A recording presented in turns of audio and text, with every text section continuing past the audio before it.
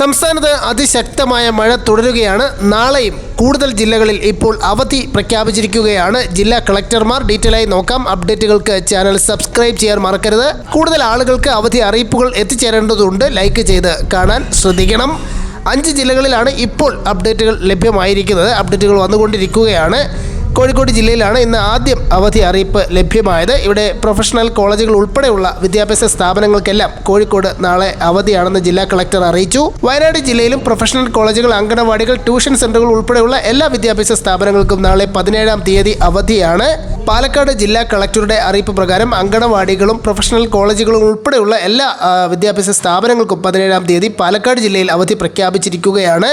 ഇടുക്കി ജില്ലയിലും നാളെ പ്രൊഫഷണൽ കോളേജുകൾ ഉൾപ്പെടെയുള്ള എല്ലാ വിദ്യാഭ്യാസ സ്ഥാപനങ്ങൾ, മദ്രസകൾ, അങ്കണവാടികൾ, ട്യൂഷൻ സെന്ററുകൾ എല്ലാവർക്കും അവധി നാളെ 17-ാം തീയതി പ്രഖ്യാപിച്ചു.